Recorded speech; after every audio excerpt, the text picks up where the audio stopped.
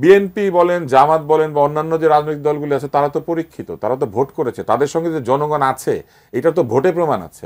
আমি যদি প্রশ্ন করি এনসিপির সঙ্গে জনগণ আছে কি নাই, এটার কোনো প্রমাণ আছে? এটার প্রমাণ তো এক এক দিন এক এক ভাবে হয়। তারা প্রত্যেকটা জিনিসের জন্য রাস্তায় আন্দোলন শুরু করেন, এবং যখন তারা রাস্তায় আন্দোলন শুরু করেন তখন সিটি কর্পোরেশনের গাড়ি গিয়ে তাদের উপরে জলবৃষ্টি করে যাতে তারা ঠান্ডা থাকেন। আর ওই একই ছাত্ররা যদি জগন্নাথ থেকে আসেন তখন তাদেরকে গরম পানি মেরে দেয় যাতে তারা ঠান্ডা থাকতে না পারে।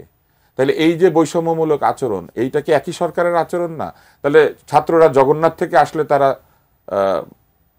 স্বৈরাচারের দোসর, আর ছাত্ররা অন্য জায়গা থেকে আসলে তাহলে তারা দোসর না।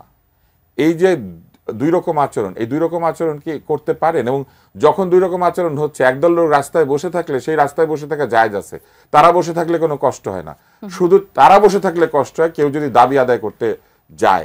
200, 250, 300 ছেলে ঢুকে পড়লো সচিবালয়ে, অটো পাস হয়ে গেল। এখন আপনি দেখেন ওই অটো পাসটা দেওয়ার কারণে জাতীয় বিশ্ববিদ্যালয়ের ছাত্ররা গিয়ে এখন জাতীয় বিশ্ববিদ্যালয়ের ভিসিকে তারা অপদস্থ করছে। কেন? তারাও অটো পাস চায়। তো এই অটো পাসের সিদ্ধান্ত দেওয়ার সময় কি এটা চিন্তা করা উচিত ছিল না যে ভবিষ্যতে আরো অটো পাসের দাবি এসে হাজির হবে?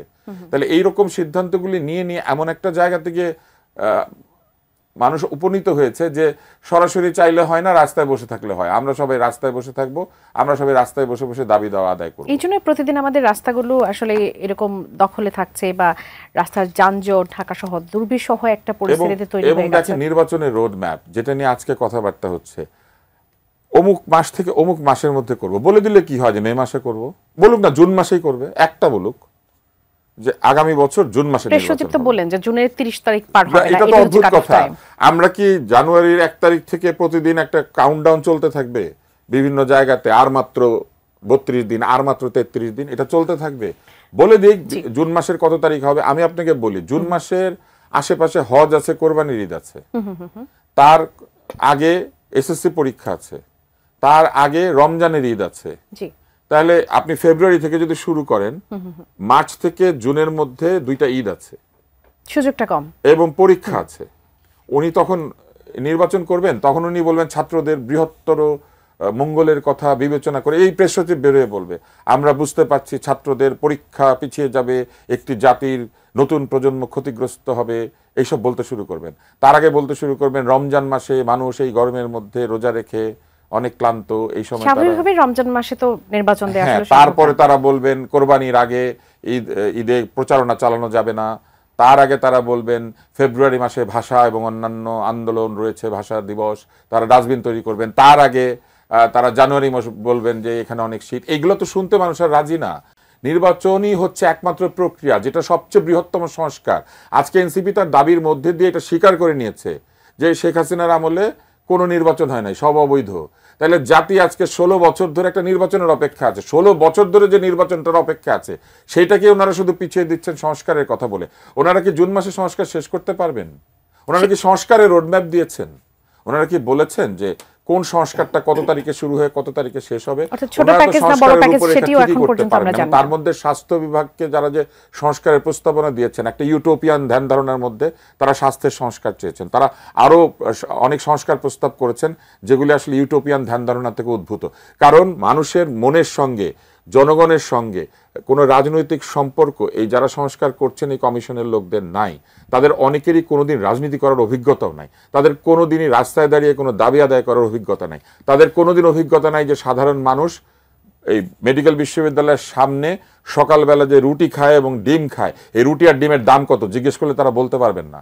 কিন্তু আমরা জানি, কারণ আমরা ওইখানে দাঁড়িয়ে কাজ করেছি। আমরা সকালবেলা বের হয়ে ওইখানে রুটি আর ডিম খেয়েছি। যে মানুষ জানে না যে রুটি আর ডিম ঢাকা শহরের কোথায় কোথায় রাস্তায় বিক্রি হয়, সেই পারে হকার উচ্ছেদের নামে মানুষের ফুডকার্ট ভেঙে দিতে, সেই পারে অবৈধতার নামে ব্যাটারি রিক্সাকে ভেঙে টুকরা টুকরা করতে। যেটা অবৈধ সেটাকে আপনি বৈধভাবে রাস্তা থেকে সরিয়ে নেবেন। সম্পদ ধ্বংস করার এখতিয়ার তাদেরকে কে দিয়েছিল? কে তাদেরকে অধিকার দিয়েছে? অবৈধ বস্তুকে আপনি সেই জায়গা থেকে সরিয়ে দিতে পারবেন। একটা ফুডকার্ট সেটাকে ধাক্কা দিলে সরে যায়, সেটাকে ট্রাকে তুলে নিরাপদ জায়গাতে পৌঁছে দেওয়া যায়, সেটা ভাঙতে হবে কেন? তারা ভাঙতে পারছেন এই কেন? যে তারা সত্যি সত্যি এটা মনে করেন যে তাদের যা খুশি করার ম্যান্ডেট রয়েছে। যা খুশি করার ম্যান্ডেট রয়েছে এটা কেবলমাত্র অনির্বাচিত লোকেরা বলতে পারেন। কোনো রাজনীতিবিদ কোনোদিন বলতে পারেন না যে তাদের যা খুশি করার ম্যান্ডেট রয়েছে, এমনকি ভোটে জেতার পরেও। এবং এই কারণেই মানুষ নির্বাচন চায়, এবং মানুষ নির্বাচন চায় কারণ মানুষ একটা গণতান্ত্রিক বাংলাদেশ দেখতে চায়। মানুষ এমন একটা বাংলাদেশ দেখতে চায় না যেখানে তাদের হয়ে যারা কাজ করে তারা তাদের কাছে এসে তাদের সমর্থন প্রত্যাশা করে নাই। এবং আমি মনে করি যে নির্বাচনই হচ্ছে এই অচলাবস্থা এবং জটিলতা থেকে উদ্ধার পাওয়ার একমাত্র উপায়। শুধু তাই নয়, দীর্ঘ সময় ধরে সেনাবাহিনীকে দিয়ে যে পুলিশিং করানো হচ্ছে, সেনাবাহিনীকে দিয়ে যে আইন শৃঙ্খলা রক্ষা করার কাজ করানো হচ্ছে, এটা তো সেনাবাহিনীর কাজ না। এবং তারা সেটি বলেছেন। এবং সেনাবাহিনীকে তার মতামত প্রকাশ করতে না দেওয়া তো জুলাই চেতনার বিপরীত। সবাই তাদের মতামত প্রকাশ করতে পারবে, শুধু তারা পারবেন না। সচিবালয়ের লোকজন মিছিল করে ফেলতেছে, ডিসি নিয়োগ নিয়ে অর্থ বাণিজ্য হয়েছে, তো সেগুলার মতামত প্রকাশ করা যাবে, শুধু এইখানে মতামত প্রকাশ করা যাবে না। তাহলে উনি ডাক দিয়ে মতামত শুনুন।